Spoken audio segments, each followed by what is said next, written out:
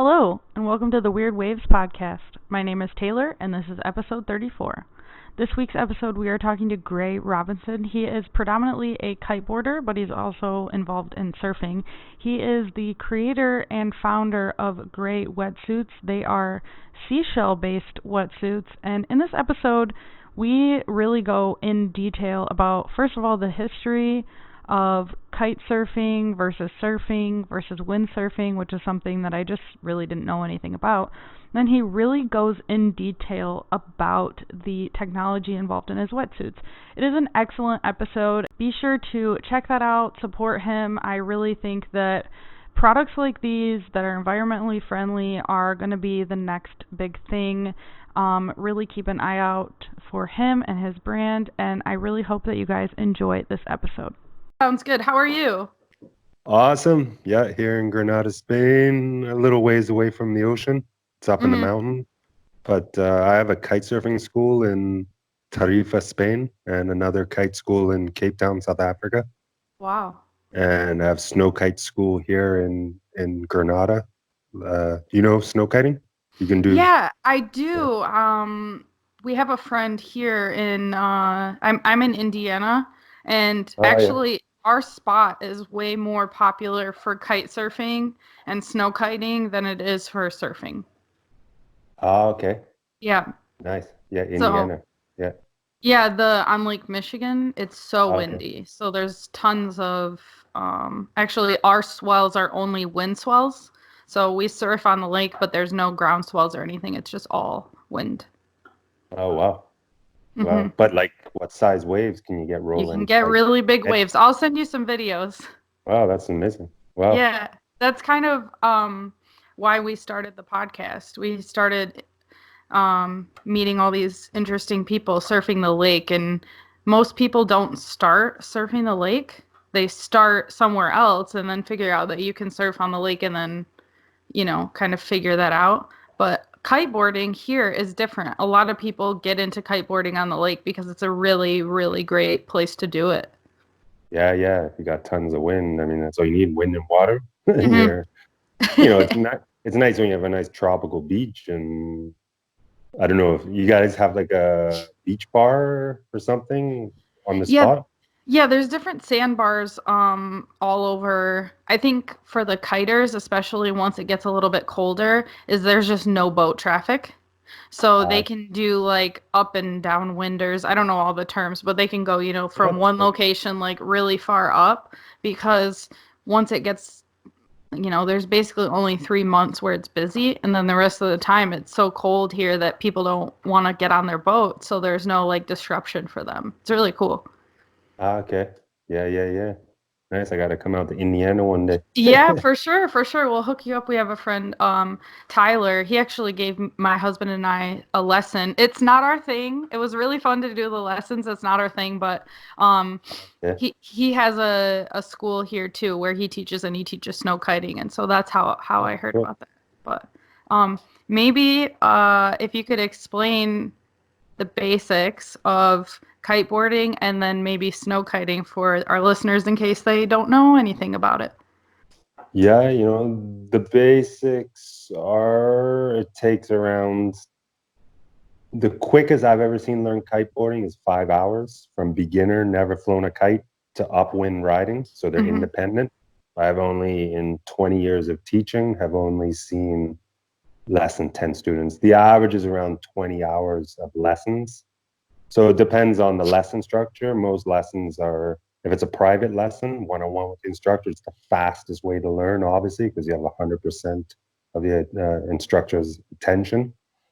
Each lesson's 2 hours. First lesson's kite control. So you said you had a lesson with Tyler, was his name? Yeah. Yep. So you would have had a kite control lesson where you learned to master the kite skills. Yeah, it's all about bar control, which is the most important. Everything, your bar, obviously your bar and lines are attached to your kite, and your bar is attached to your harness. So we teach precision bar control, which once you know all your different skills of the kite, landing and launching and flying the kite in the power zone, how you use the kite to generate power to ride on the board. So once you do your first lesson, usually is on the beach, 2 hours kite control. Second lesson, you're in the water. You start water skills, which is body dragging without the board. So just your body using the kite the same way you would generate power to ride on the board. And you learn, yeah, to generate that same power that you're going to need. Because once you put the board on, now you got 2 dimensions to think about. You have the kite, which is a human-sized kite, and you have your board dimension. So the trick is putting the 2 together. You know, lots of people go Superman or Superwoman on their first, time they turn the kite into the power. So, third lesson goes into board start, and there's tricks of the trade as instructors for getting students up on the board quickly, because if you just leave a student in the water on his own attached to a kite, and he doesn't have very good, or she doesn't have very good kite control, lots of time they're spinning all over the place and the kite's in the water more than it's in the sky, So what we do as instructors, you have a good instructor, is we go out into the water with you and we hold on to your harness. There's a handle on the back of the harness, and we stabilize your body. So we just drag behind you as you have the board on, and you just practice turning the kite into the power a little, starting to stand up. But because we have our hands on your harness, we pull you back down. So you just learn that 10, 20, 30 times, starting to stand on the board. Once you can stabilize your body in the water, yeah, you have nice kite control, fine. And then we can let you go. And yeah, students start then standing and riding, third, fourth, fifth lesson. So usually, like I said, 20 hours, and people are generally riding a good distance both directions. And then, yeah. The in my experience, the kiting community has been way more friendly and open than the surfing community is, and I'm wondering why you think that is. Yeah, I have a very good analogy on that one. Surfing, I've also, super cool surfer guys and girls all over the world, of course, but when you're on a wave, everybody is in one place trying to get that one wave. Everybody's fighting for that one line. A wave is only so long and there's only so much space, and depends how much people you have. But you have your pro guy riders, your local riders, your beginners, all on one wave. So it gets, it's about a space thing. I think people just get aggro when people obviously get in their way. Somebody catches a nice line and then some beginner cuts them off, or even some good rider cuts them off. People don't they don't appreciate that. With kiting, you're free to the wind. You can go wherever you want to go. You can move around. You have no, like you come to a place like Tarifa, Spain, where my kite school is here. You have 3,000 kites on the water at once. So every 20 minutes, 2 kites are colliding together. So that happens. It's part of but people are generally friendly. So yeah, I think it's about the freedom you have on a kite, or surfing. Everybody's trying to line up on one wave. And it even goes cross. Like I've even had surfers yell at me. As a kiter? But I think that was more out of jealousy. Because I wasn't really in their way or their space. I just came off their wave for a big jump. And anyways. Well, I think if you're not familiar with it, because I had never had kiters surfing in the same, like kiters in the same area as I was surfing before until I came to the lake. And it definitely freaked me out a couple times, because they can come pretty close to you, but in reality, I think kiters have a little bit more control because they're, I don't know, above, like above us in a way, where we're kind of totally dependent on like a set wave can come and totally just take you out and you can't really control that, where it seems like the kiters are a little bit more dialed in. At least that's been my experience. So now I'm way more comfortable, but definitely I can Yeah. speak, I can understand why a surfer would maybe yell at a kiter if they don't understand that they're actually okay. Relative, it depends on the kite surfer too. Like I That's can't. true. There's a lot of yeah. Generally, the surfer's not in danger of a kite surfer, which is the most important. The other realm is windsurfers versus kite surfers. That's another interesting one because Okay. you know windsurfing and kite surfing is more about old school and new school. So the windsurfers, they were the first ones around 50 years ago, and kite surfing's only come out in the last 23, 24 years. Oh, Really, really? it's been it's been really popular in the last 15, but it first kites were kind of around the late 90s, the first proper LEI, leading edge inflatable kites. But the interesting thing about windsurfers and kitesurfers, they any spot you go in the world, you have both. And because windsurfers were there first, they chose their spot on the beach. Hmm. So they always chose the downwind zone on the beach. So you got to think schools then set up their school on the beach, and students in the water, they go from upwind to downwind, right? Mm. So they go a student that's why they're a student. They don't always have control. So if you have a student in an upwind position and they go downwind too far, of course they're a student, they can't control it, they might end up going through the windsurfing zone, right? Hmm. Because they're going from upwind, the wind's pushing them downwind, and lots of times students go into the windsurfing zone, and windsurfers don't like that because they want their line. Yeah. And it's just interesting that windsurfers never chose at the beginning the upwind. So many spots in the world, windsurfers chose the downwind spot on the beach, and then you get students floating through. Right. Well, But that's interesting. I haven't known very much about that windsurfer versus kite surfer, but I do know that around in this area especially, you can get old kite surfing gear for like nothing. For whatever reason, it seems like it was really, really dying out. Like you can just like in Indiana, you can go on Craigslist and find like $50 and it's a whole like it's from the 80s, but it's a windsurfing setup, you know. It's kind of yeah, cool. Um, do you know what caused the kind of change to happen or the change in what do you mean? The change in windsurfing to kitesurfing? popularity?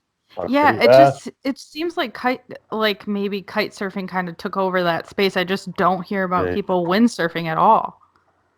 Yeah, I mean, it's all like kite windsurfing is two-dimensional. It's a two-dimensional sport. So you can just turn the wind surf sail on and you're stuck to the water. I mean, if you look at pro riders windsurfing, they can do nice big jumps as well, technical stuff, triple black flips. It's crazy what some windsurfers can do.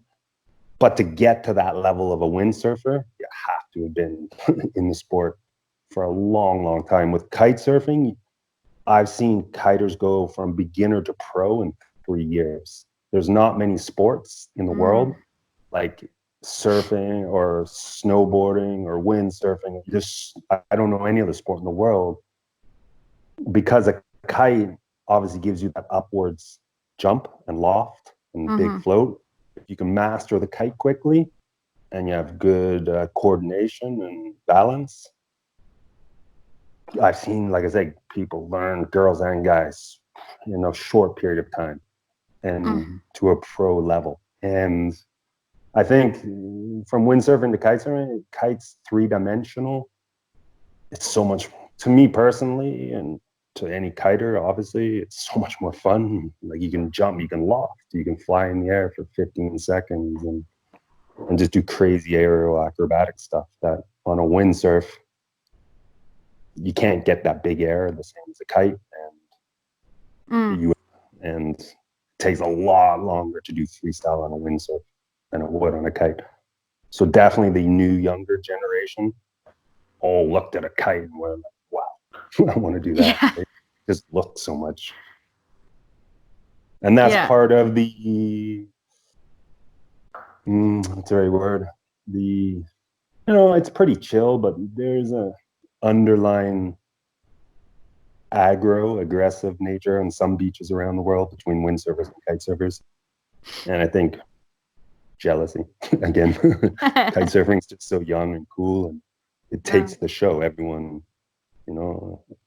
it just looks spectacular to watch, where windsurfing is, I'm sure, super fun to do, but yeah. So it's interesting between surfing and windsurfers and kite surfing and windsurfers, the the beach culture, Mm-hmm. how and I think in general surfers are super down to earth, chilled out. It's a Totally. nature sport, so as long as you don't get in a surfer's way and piss them off, then they're super happy getting down to earth. How did So you get into um this whole, we'll just call it lifestyle, I guess? yeah, kitesurf. I got my first kite in Bermuda, where I'm from. My family um, is from, so 20 years ago, and I learned, taught myself because there were no instructors really in the world back then. And after learning in Bermuda, then my other home, which is West Coast Canada, I got to a level where I was pretty good. And so I took off, first trip to Barbados to teach kite surfing. And then I realized there was a whole culture out here in the world. And then I went to Thailand, and I went to Ireland, and I kept on going all over the world, South Africa. So once you start traveling in the kite surfing world, you start seeing the same people, from you meet some couple in Ireland, the next thing, maybe you keep in contact with them, or maybe you don't, and you just happen to run into them in Cape Town a year later. And, it's that same people you had drinks with at the bar in Ireland. Now you're in a whole new culture, and it's amazing. It's a small but big circle too. There's a lot of kiters in the world now, but it's an amazing circuit all over the world. In the kite surfing world, it's the big places like Tarifa, Spain, Cape Town, South Africa, Maui, Hawaii. Sri Lanka is going off now, like Boracay in the Philippines, Brazil, the whole north coast of Brazil. Islands in the Caribbean, Aruba, Barbados. It's such an incredible culture behind the sport of kite surfing, and everyone's just living the dream. That's all they're doing, what they love, traveling the world. Maybe some people have their full-time job. There's lots of people that, well, obviously lots of instructors and people in the industry, and they just stay.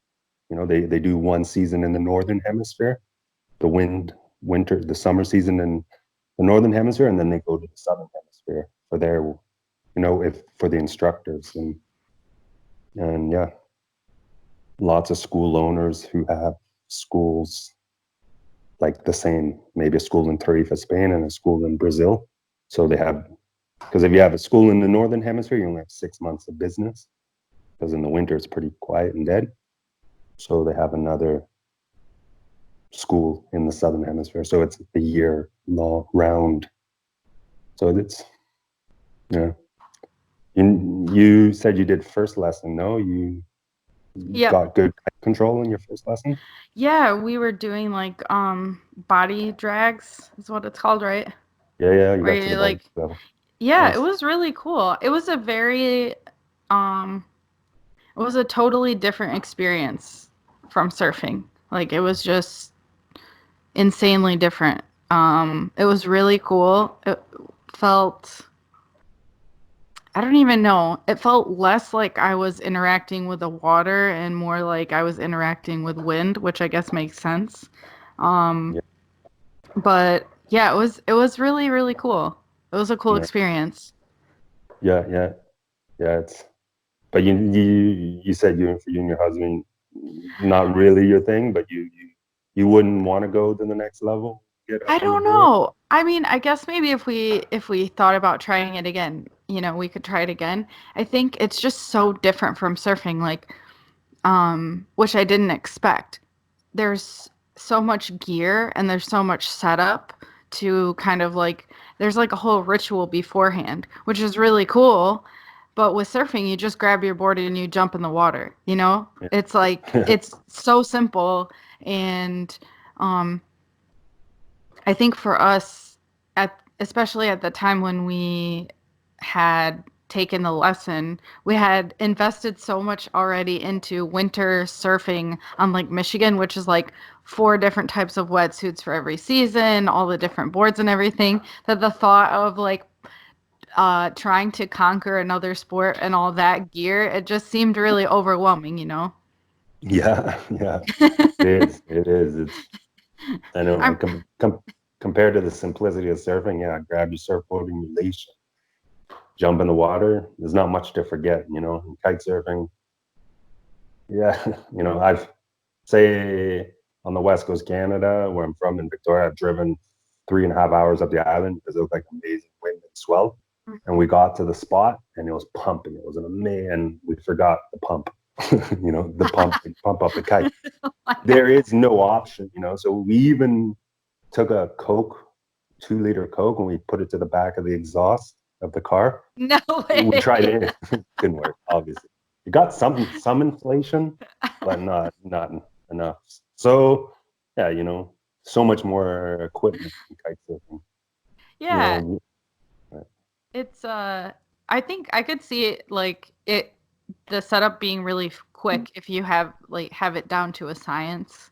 Um like again, like I said, our friend Tyler, he's the one who gave us the lesson. You can tell he gets everything sorted really quickly, and even for his lessons he has everything down so it doesn't look as complicated, but it definitely felt really complicated when we were first watching everybody get set up.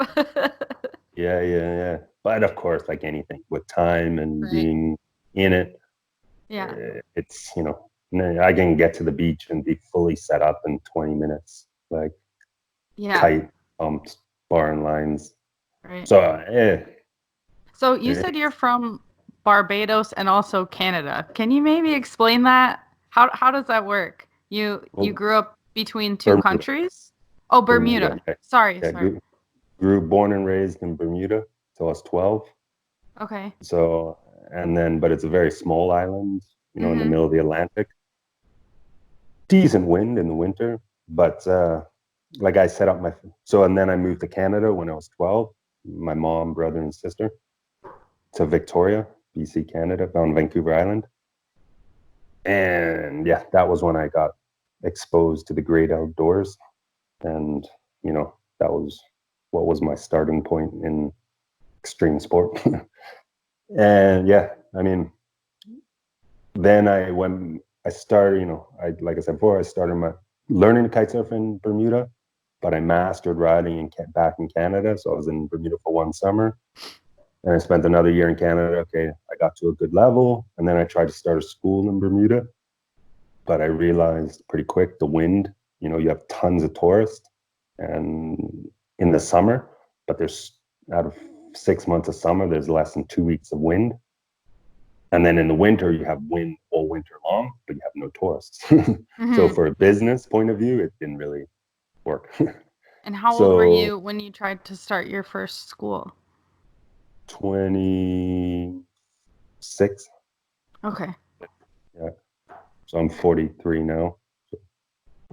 And yeah, and then I, yeah, so I did, like I said, I took off globally teaching kite surfing all over the world. And then I found the best places to set up, uh, which is Tarifa. Tarifa, Spain is all of Europe comes to Tarifa to learn kite surfing. It's amazing culture, like Spanish culture, as well as tons of wind. And yeah, so set up the first school there, and then linked our website to another school in Cape Town, and kept on building. So now we have two snow kite schools, one in Canmore near Banff in Canada, in the Oh, Canadian awesome. Rockies. Yeah. Have you been? No, but I have some friends in that area. That's Yeah, cool. yeah, super beautiful spot. And so my instructor friend that I was teaching with for a year when I was in Canmore 9 years ago, he runs my operation there. And then I have a team in Tarifa managing, like a manager and instructors in Tarifa, and the same in Cape Town. So we built the kite brand, Gray Kite, and now we've got the schools operating. We've gone out to launch our own product line, which is seashell wetsuits and bikinis and board shorts, all eco-friendly. So we're now trying, we want to have the school, the physical schools with the instructors, but the shops selling our own brand of environmentally friendly product line. Hmm. And yeah, so it's Are you gonna try to do direct to consumer, or are you going to try to go the retail route with the wetsuits? yeah, we're coming up. We're launching officially in 2 weeks from now on Kickstarter.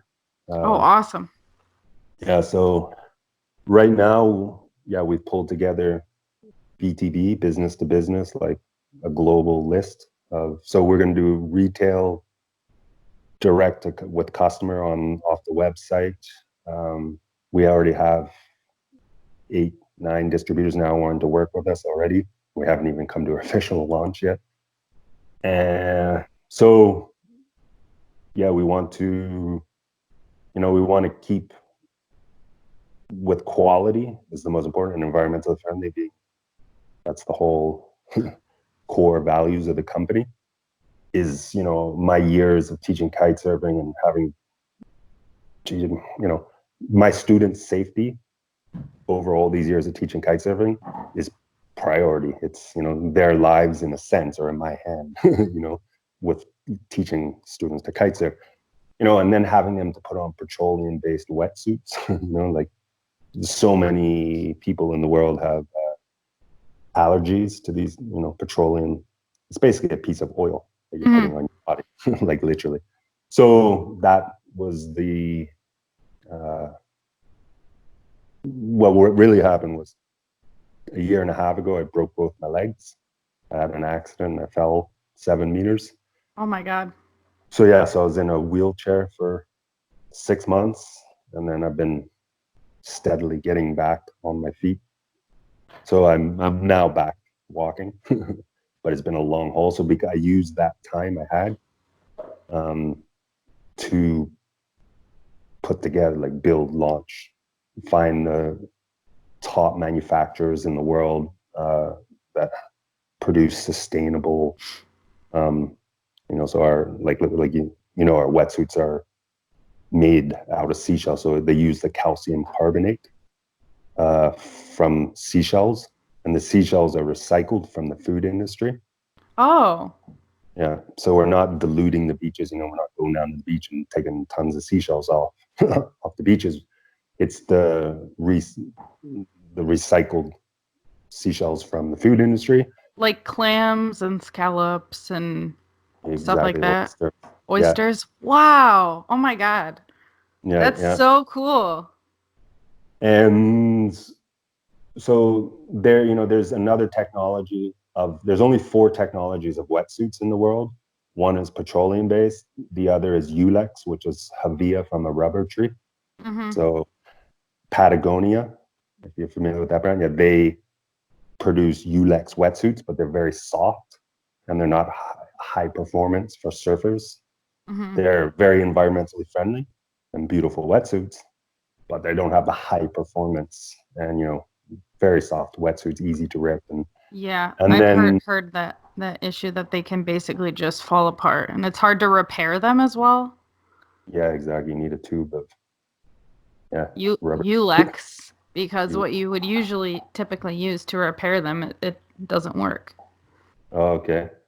Yeah, I've never actually used a Ulex wetsuit, but and then the third technology is limestone. So limestone and seashells are essentially the same thing. Limestone using the calcium carbonate from limestone, same as seashells. But the thing with limestone is it takes a lot of petrochemicals to mine it. You know, Mm. the mountain in Japan that they mine for the limestone.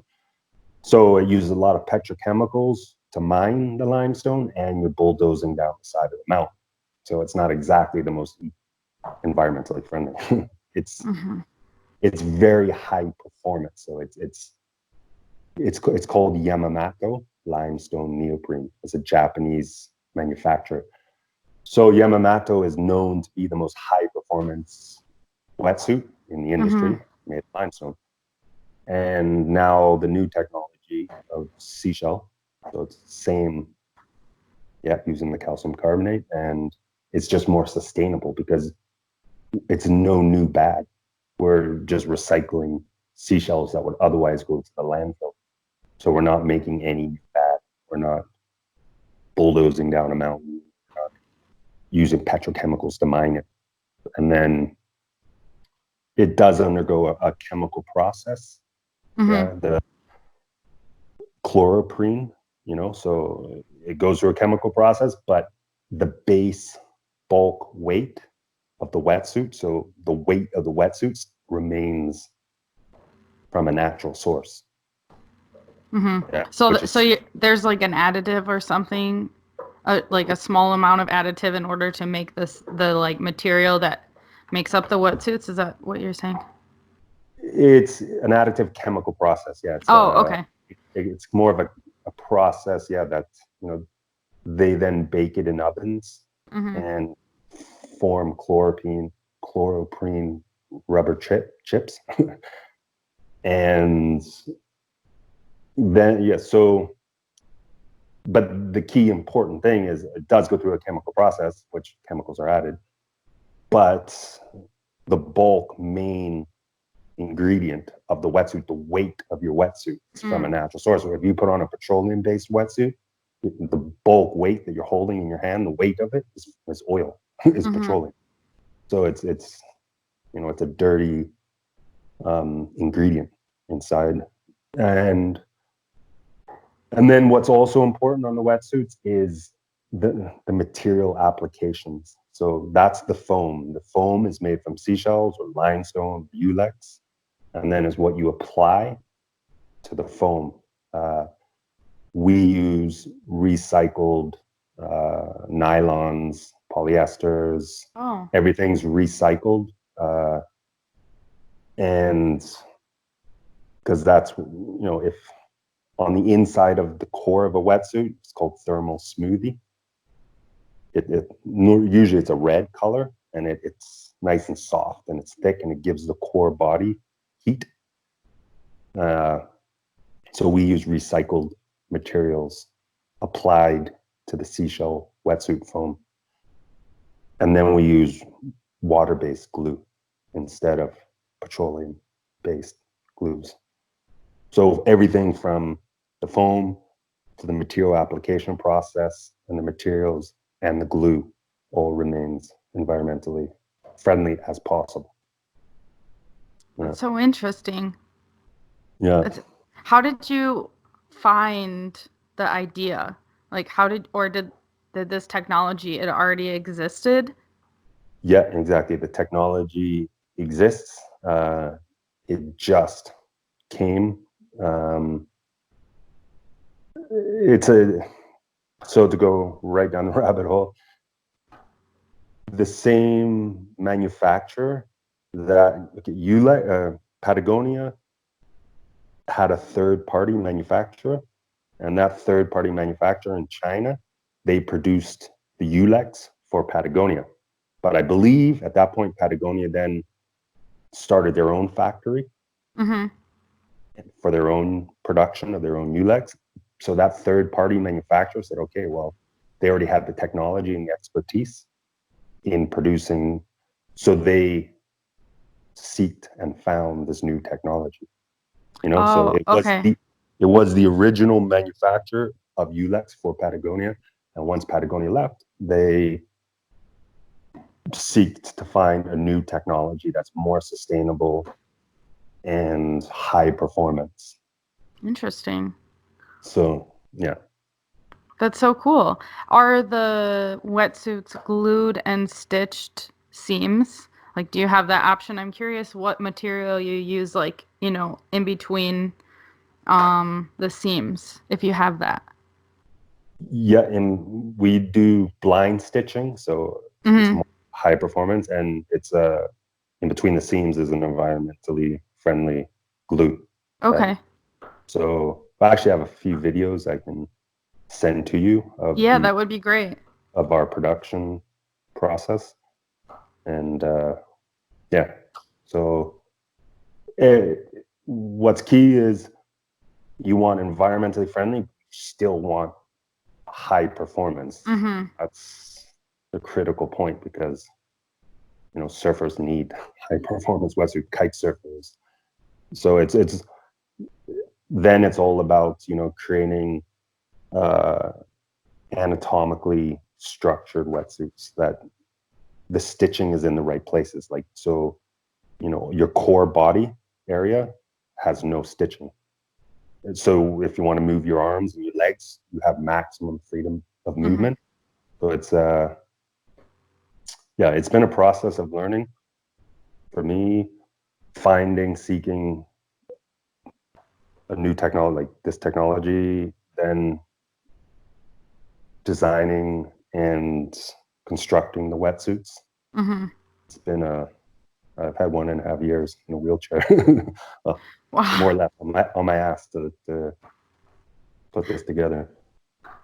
So It's a really good idea. What is the cost comparison to like from a traditional wetsuit to your wetsuits?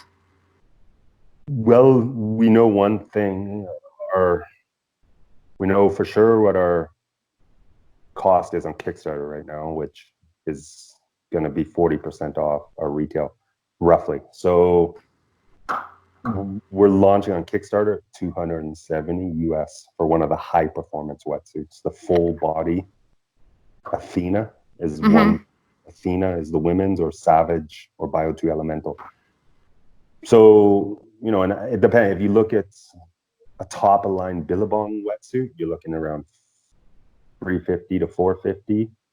If you look at Patagonia's Ulex wetsuits, you're looking between 400. You can get some lower price, but for their high quality wetsuits, Mm-hmm. you're looking at 850 for the Ulex Patagonia, 850 even up to 950. For Billabong, if you want one of their high quality wetsuits, you're looking at 550, 650. So Mm-hmm. ours, we're looking right now between 450 and 500 US. And this is for what millimeter? It will be any thickness, any Any level. thickness. Yeah, Okay. So three, you're okay. 243 by 4, That's 6, awesome. 5. So it's Yeah, not, it's like you're not getting into like the lower space. You're going in high performance with an eco edge, and that's like your price. exactly. But we will, after Kickstarter, after we've officially launched, we'll put a entry level wetsuit, still is environmentally friendly. Mm-hmm. But it's all the bells and whistles that you put onto a wetsuit, all the different process of lamination for the different material applications. That's what brings the price up in a wetsuit. When you add thermal smoothie, when you add glide skin, neck and ankle and wrist seals, like high quality seals. These things are, so we'll still, as we officially launch, we'll come out with an entry level wetsuit, which will be probably in the 250 to 300 US mark. Mm-hmm. Right now, yeah, what's that? It's just a really interesting concept. Are you familiar with Hyperflex's green preen? Have you seen Yeah, that product? How would yeah. yours compare to that? Actually, it's the same material. They're the It's only the ones. They're same the only material. other Okay. ones. They're the only other one. I forget his name. I just stumbled upon his brand a couple weeks ago. Mm-hmm. I mean, it looks like I'm not sure how Hyperflex is set up, but it looks, yeah, it looks like Hyperflex is a triathlon style wetsuit, and then whichever this, it looks like he's in his 30s. Young guy, super good. I saw him do a Oh, promo Ben video. Gravy. Yeah, is Ben that his name? Gravy. Yeah, thank you. Yeah, Yeah. super Yep. cool Yep. guy. Yeah. Yeah. Sounds super awesome. Like I saw him in a trade show doing a video, and yeah, so he's landed the same materials we have. So I don't Yeah. think what's that? Yeah, we don't really know Ben, but we know one of the guys that works for Hyperflex. He was actually on. It's not Ben Gravy's brand actually. He's just the That's what I thought. spokesperson of it.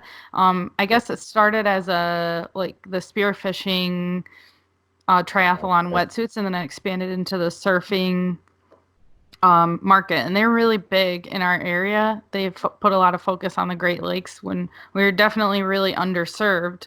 The last couple of years, no one was really taking us seriously, and they kind of did, which was really smart. And I just know that they launched that product, so I was just curious how Yeah, those two compare. So it's the same in terms of material. it's the same foam technology. It's the Yeah, same. We get a foam technology from the same manufacturer. interesting. Okay, Yeah. it seems like yours might be different in the design, pretty different in the design, though. Yeah, I mean, then there's lots. Once you have the foam, you order the foam in bulk, right? Then you also order from different factories in Japan and China all your other laminated material compositions, whether you're doing thermal smoothie or everything you're going to build your wetsuit to.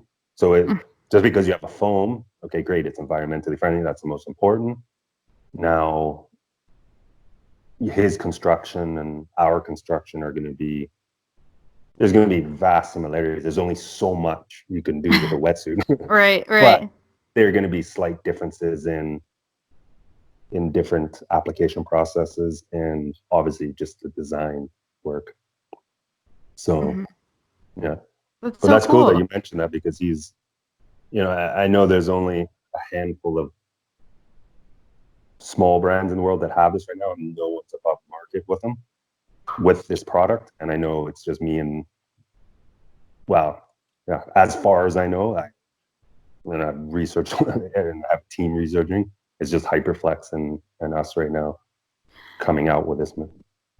Yeah, I think that uh, it was kind of an interesting angle for Patagonia to do the ULEX, but I think it really underperformed, and also the wetsuits they just don't last. Yeah, So it's yeah, like it is environmentally friendly in the term that it's um, the material is, but if it's lasting like not even a quarter of the time as a traditional wetsuit is, then it's also pretty, it's not, yeah, yeah. it's it kind of, the impact becomes a little higher in terms of on the environment. So I think that they've kind of struggled with that. It's been interesting to see the different um, people take that idea and run different directions. So that's exactly why I reached out to you when I saw you posted on Facebook, because I'm like, this is amazing. I need to know as much about this as possible because it's just such an awesome idea.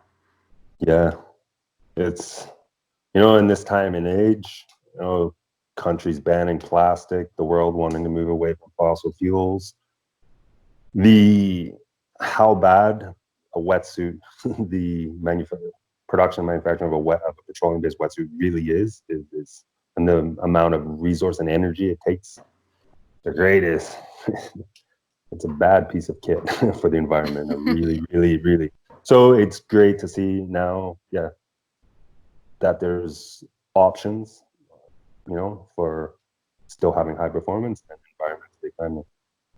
And then we have other product lines. We have like bikinis made out of Vita bicarbocio, which is a recycled Italian nylon, high quality nylon, but very environmentally friendly, all recycled. Um, Board shorts, high perform, really high quality board shorts made of recycled material, recycled polyesters, and so we're pushing for a complete uh, beachwear, water sports apparel line, with all being environmentally friendly, recycled materials. Or so it's not only the wetsuits have been a lot of work, the bikinis and the and the board shorts, getting the right manufacturers, who, because lots of times they don't have, if you want a high quality manufacturer, they might not have the recycled materials that you want to use, but you want their services because their expertise in producing the most high quality board shorts is par to none. So then we have to seek the materials elsewhere and send to their factory. And so it's a process. It's a lot of work. It's amazing though. You took kind of a shitty situation and turned it into something awesome. It's really cool. Yeah. Yeah. It was the last year and a half have been, the most challenging year and a half of my life.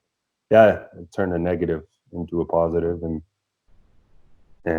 yeah, I'm glad I used that time, not just watching Netflix or I was working day and night. I was working 60, 70 hours a week. Like I didn't stop. I was nothing else to do. And I went at it and it came through. Yeah. We're excited to be where we are. And we're in our final touches we've already been accepted by Kickstarter. Mm-hmm. And we're just getting the final marketing strategy, and we'll be live in 2 weeks. So That's incredible. Congratulations. That's so cool. Yeah, thanks. It's it's it's an amazing platform, Kickstarter, really. Like, how it it's developed from, years of companies getting to a point where, okay, now I'm above water. We have a website, we have a company, we have a product or a service, but then what? Okay, yeah, you can start marketing, but just to have Kickstarter as the next level, it just puts you really out there. Obviously, Kickstarter well. Do you know Kickstarter? Yeah. I've backed personally, I think a couple of different projects Oh wow. that have been just like small things. I think one was it was cool actually. It was a cup that you put in your car, in your like cup holder, and you put all your spare pieces of wax in there. And so when your car is hot during the day, your spare pieces of wax melt into 1 bar of wax. Wow. That's cool. It was like $10. And Okay. actually, I think I lost it in a move somewhere. I actually need to order another one. But I thought that was like, what an amazing idea. And it got way more response than it was like 2 guys in college or something, and they just came up with the idea, and then it got, whatever, 5 times what they were asking for. It's just cool Wow. if you know your community and you're solving a problem, then people will rally behind you with their money. It's really cool. Yeah. Yeah.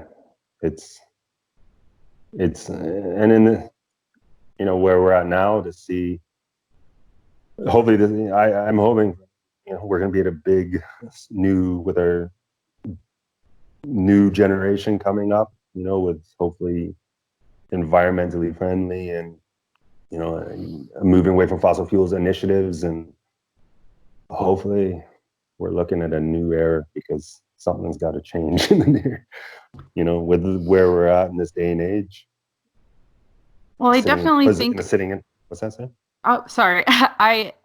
I think as a people that enjoy the ocean, we're on and the lakes and rivers and any body of water, but I guess the environment in general, it becomes a little bit hypocritical for us to tell people to stop using plastic straws when our wetsuits are made out of oil and our post production of our surfboards are, one of the most harmful things in the environment, the waste and all that stuff. So I think coming to a solution like this is something that people will really start to um, rally around because I think, there's until we are as environmentally friendly as we want other people to be as like an industry, it's kind of hard for us to tell other people Yeah, yeah, what to do.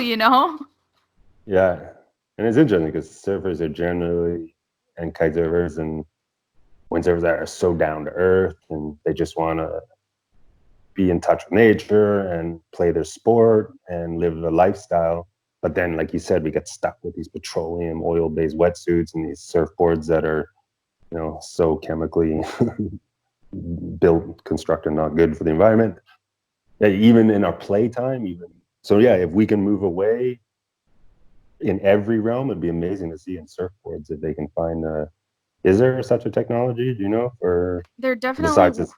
they're working on stuff for sure. I know that there's way more recycling happening in terms of like just repairing a board instead of getting a new board on a constant basis is something that is helpful. I know there's a couple of different resins that are and epoxies that are way more eco-friendly. They just Yeah, they take longer to cure than the traditional um, resins and stuff.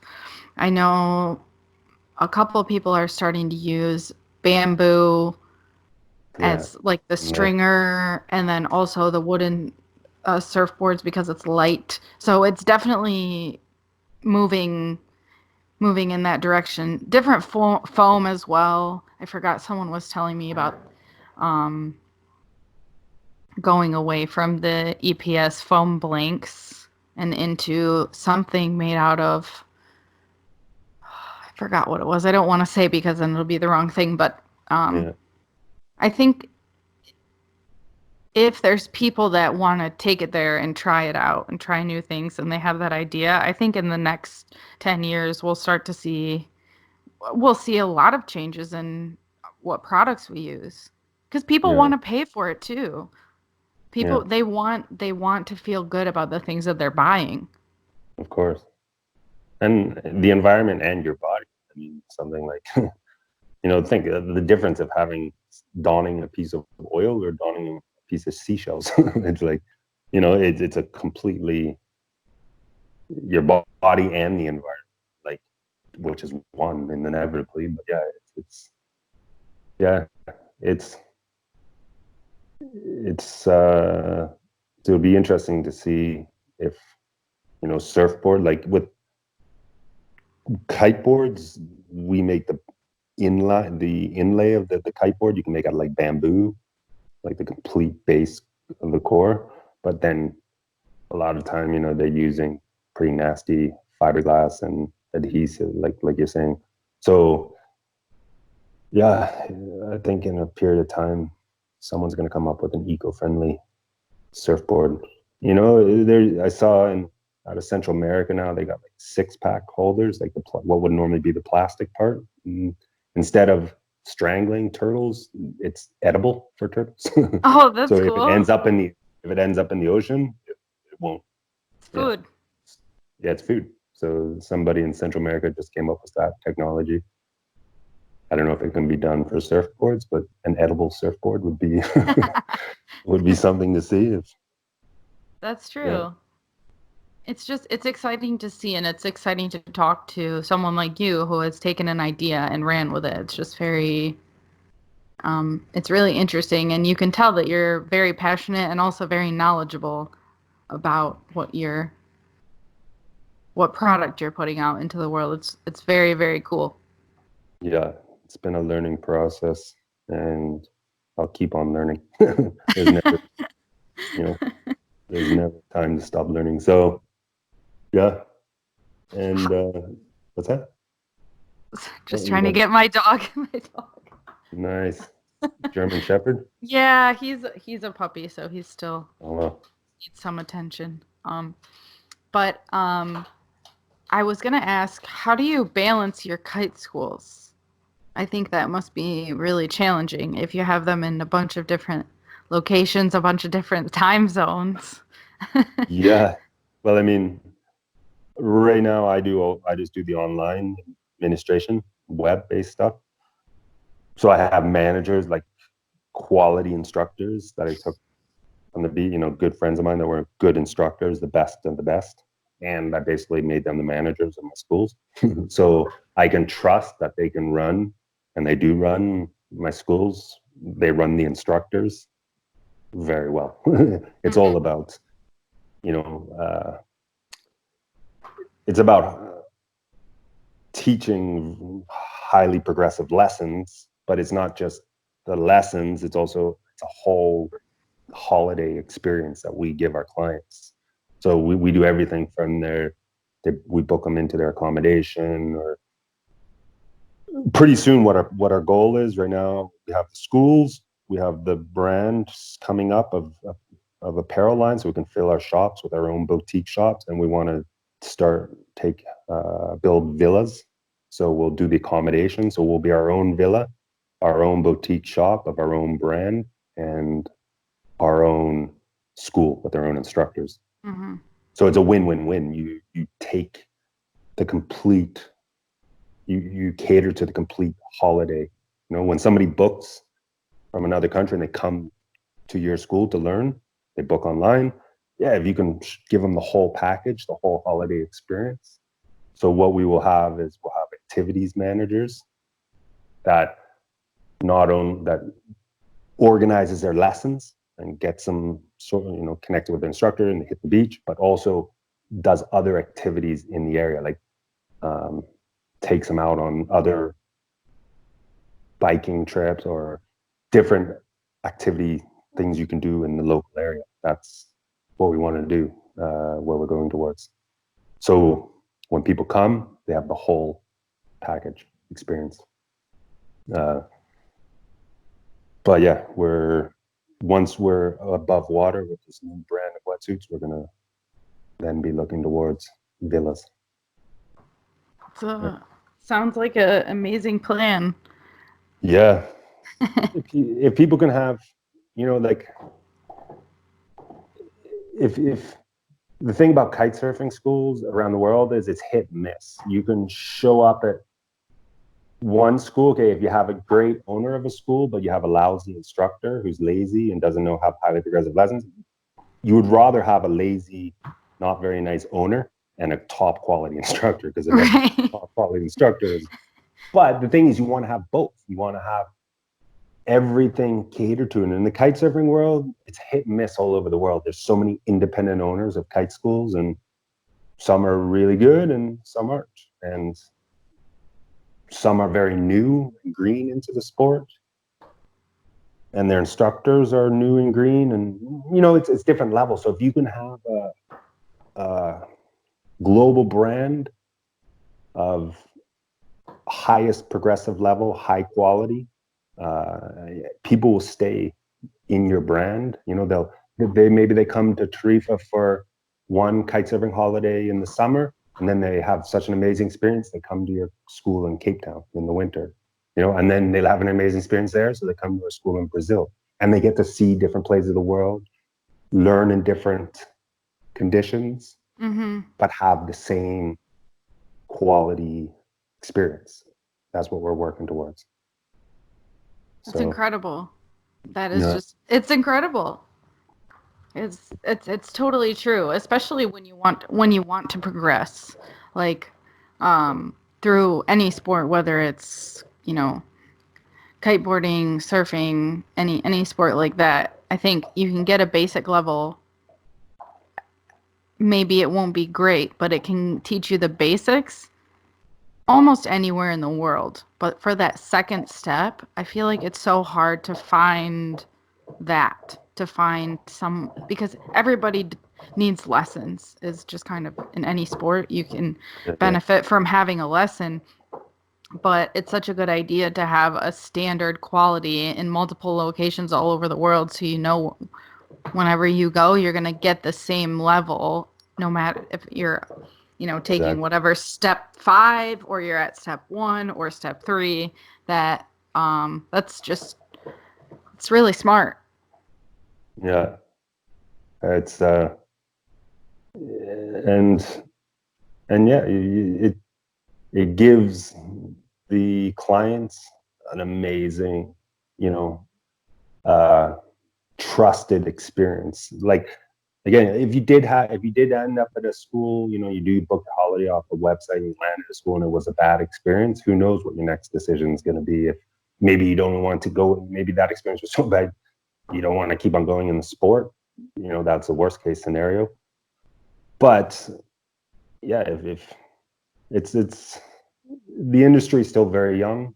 In a school, in a place like Tarifa, Spain, where my main school is, there's a lot of schools there. There's 50 schools. It's the mecca of kite surfing in the world, like I said, and there's a lot of competition, but inevitably the high quality schools stay, and the lower quality schools slowly kind of dwindle away, but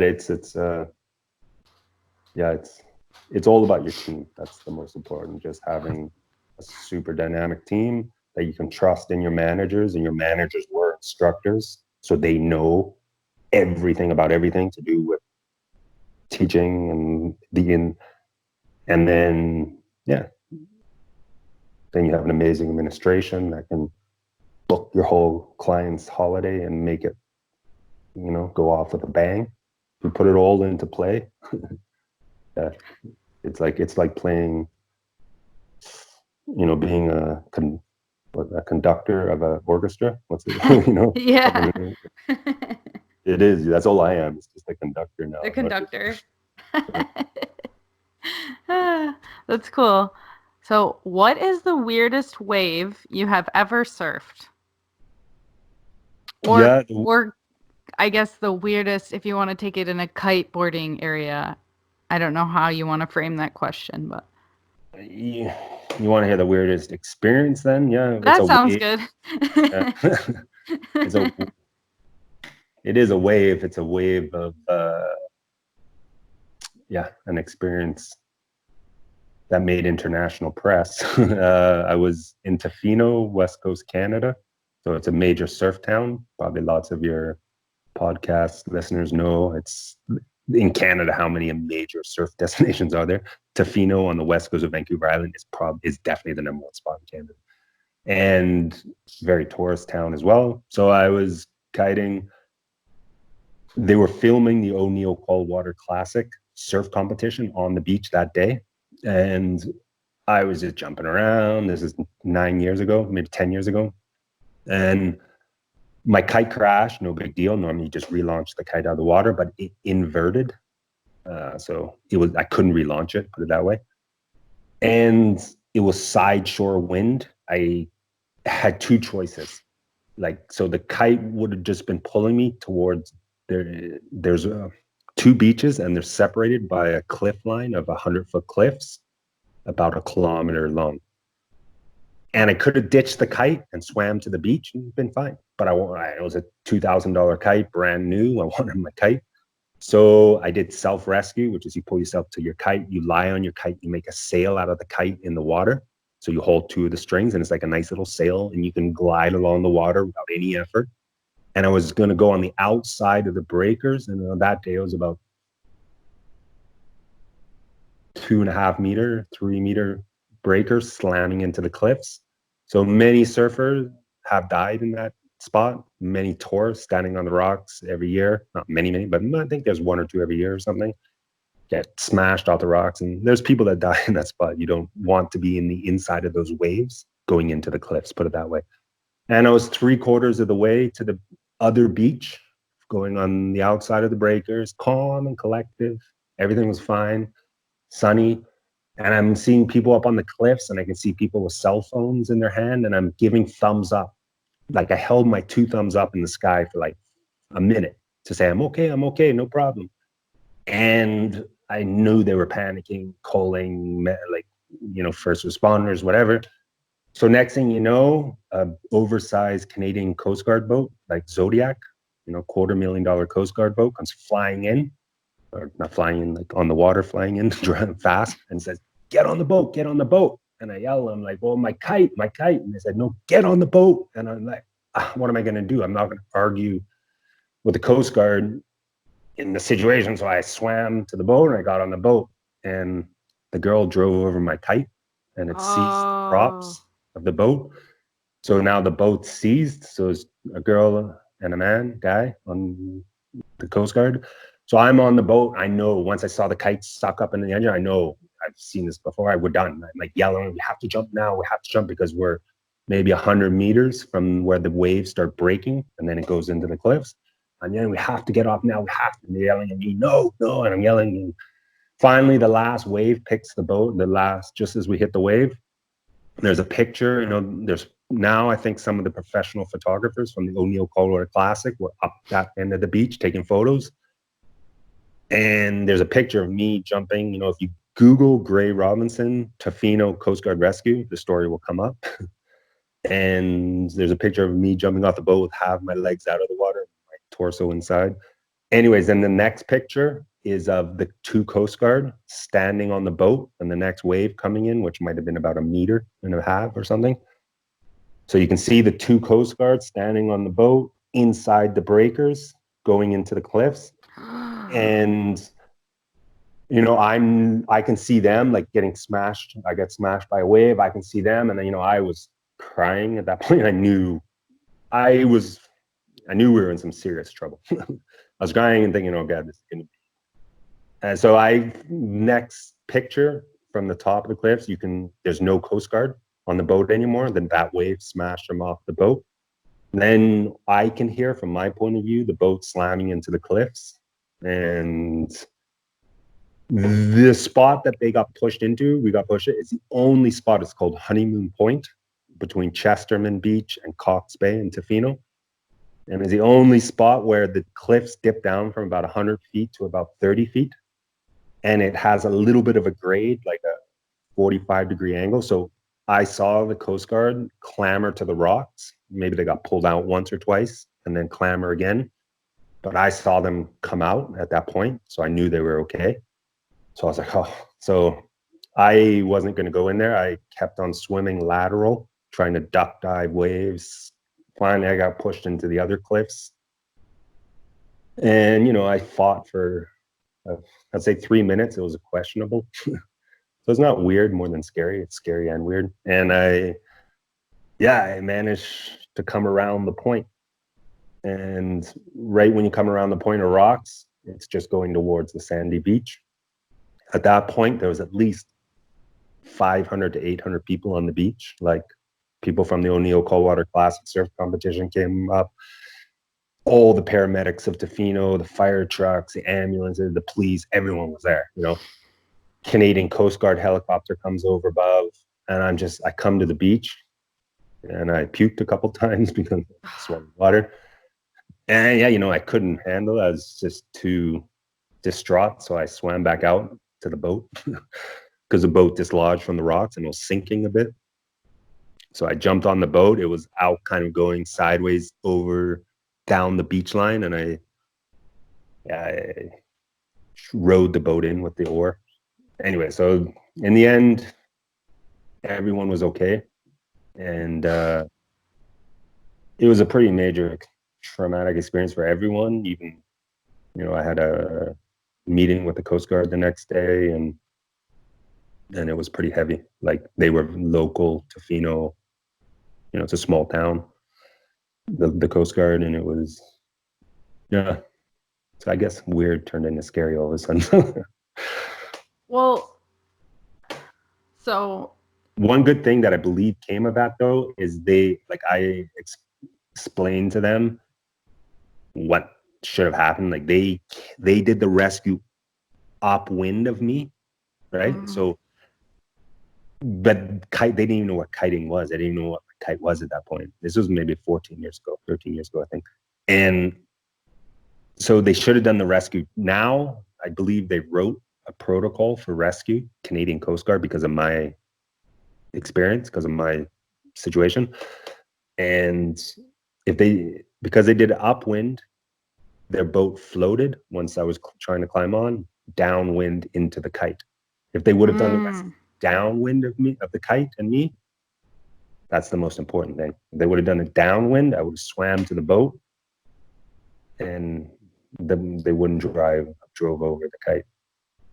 So, Or if they would have just not tried to rescue you, right? I mean, do you think you would have been okay without help? Like, well, were you doing an okay self-rescue? this is the whole, like, I was totally fine. I yelled at them, Oh my I don't need God. help. I said, I'm okay. I'm okay. Like, I used thumbs up to the people on the cliffs, like pulling. I can tell they were panicking. And the whole thing was just extreme fast. And, you know, I didn't want to argue with the Coast Guard. Like, I went on, what was that? A major um, radio station for Canada, whatever that is. It's been so long since I've been back in Canada. Probably, what's the biggest radio station in Canada? I have no idea. I was on that. So the Okay, next day, I'll yeah, look it up.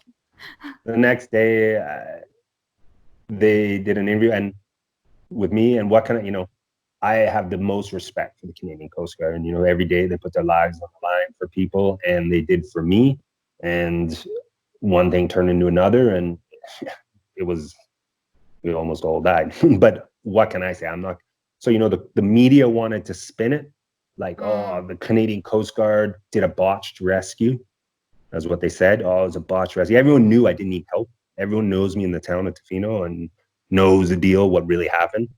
But on the radio, I was like, no, the Canadian Coast Guard put everything on the line for me. I have the deepest respect. It was an extreme situation, which it was. And they didn't know what kiting was or anything. So it's obvious, it was just a simple error turned into a big problem. and and that's all I can do is say on the radio the respect I have with the Coast Guard and that they put everything on the line for me. And that spun it the other way around. So basically, I think it was about $100,000 of damage to the boat. So oh my because God. I think I was good on the radio, and I don't think I never saw a bill come from the Coast Guard to the boat, you know. And I never asked for my kite back. I found my pieces of kite on the beach the next day, like pieces inches big, like little pieces of my kite all up the beach. So it was $100,000 of damage to the boat, and my kite was finished. But Oh my everybody was God. safe. Right. That was the only thing that was important. That is one of the craziest stories I've ever heard. That is so insane. It was big. It was, yeah, it was a big one. Well, the next question I usually ask is what was your biggest oh shit moment, but I think that was the first time we've had one answer for both questions. Yeah, I Maybe would say maybe yeah, that's weird weird because you didn't necessarily need the rescue, but scary as hell because oh my God. because it happened. Yeah, and yeah, That's I mean, just I could give you a dozen oh shit experiences, but that one, oh shit, that was the biggest oh shit. Oh And my gosh. Well, my last question for you is what is next for you? yeah, well, first of all, walking again. I'm walking now, so that's every day. I'm 4 hours, 5 hours walking up a mountain, down a mountain. So getting strong on my feet again. I've just been 1 month now without walking sticks, so I'm finally at a point where I basically what I had to have a prosthetic ankle. So it's a crazy procedure. They cut out this inside your ankle joint, and they Mm-hmm. put a plastic device so your ankle moves again because I destroyed the ankle. So it's my ankle, normal ankle from the outside, but on the inside it's a prosthetic ankle. So now I got to slow down the pace of life. I can still kite surf and snowboard, but I can't do jumps and big impact stuff anymore. So I Mm-hmm. gotta slow the pace down. So that's one of the next steps for me is learning how to slow down. And then two is build the new brand because it's three different companies merging into one. It's the Kite School brand, it's the apparel line brand, and then the villas and real estate brand, and merging it all into one project. And then we'll do a global club membership. So which will be the world's first global club membership in kite surfing. There's a lot of, like I said, people in the sport, Richard Branson kite surfs, Barack Obama kite surfs. Like there's dads and rich people. There's anybody you can think of as a kite surfer. But there's people with, who have a middle class life or relatively well off, and they would pay to have the red carpet rolled out, you know. So that's what our next big step is putting all the three companies together with a global club membership. So most people we've estimated around 8,000 or 10,000 on their kite surfing vacations every year. Most people go on about, if you have a normal family life and work life and you just go on vacation, most people go kiting vacation about 25 days a year. So we do 25 days in any of our villas anywhere in the world. It'd be like a 1 year membership. You show up at any of our schools and our villas. We have travel agents booking all your flights and your accommodation. Well, your accommodation is our villa. And we have all kite brands at the villa. So you don't have to travel with your equipment. That's a big thing. Moving kite gear. But if you have every kite brand new top line equipment, you can just, our clients and global club membership, which would be like the higher class, they can just show up, everything's rolled out. They have their activities managers take care of everything. We'll do nightly barbecues and like dinners out and all the activities in the area, taking them whale watching, taking them this and that, right? Biking. So that's the next big step, is putting the whole project together into one. That's going to be a big one. That's incredible. That is incredible. I will be looking forward to hearing more about that. That's just it makes sense. It's a smart idea. It's like concierge kiting experience. It's just like awesome. Yeah, I believe if you can offer a premium service, you're going to have, we already do, in our kite schools alone, we already have, we've been live our website for 5 years, and we have quite a lot of clients relative. But if you merge them all together, then, you have people booking their villa, they're booking accommodation and they find your villa. So because they book into your villa, you have a kite school in your villa. So they're going to book their lessons in your school. Then you have the shop with your own boutique equipment. So people walking down the street, they walk into your shop because you have a school. They might buy your wetsuit, book their kite surfing lessons, and stay in your accommodation. It's kind of a win-win. Mm-hmm. So we really want to just cover the whole holiday kite surfing experience, and it's going to be a big project to put that together, like the global club membership. And yeah. Well, thank you so much for talking to me. This was Thank you. awesome. This was an awesome experience. Yeah, it was so nice to talk with you as well. And yeah, and your listeners. And that was episode 34. I really hope that you guys enjoyed that. I know I got a lot out of that episode. Just such a history lesson, and it's so great to hear from people that are going into business with something that they're so passionate about. You can really hear in his voice how much he cares about what he's working on, and I just think that's really, really cool, and I can't wait to see where it will take him. I will link all of the information about the Kickstarter and all of his other companies involved in kite surfing and his locations, and also the article he talks about in Canada in the description, and I really hope that you guys enjoyed this week's episode. Of course, we will see you next Monday with a fresh episode. Thanks so much. Have a good day, guys. Bye.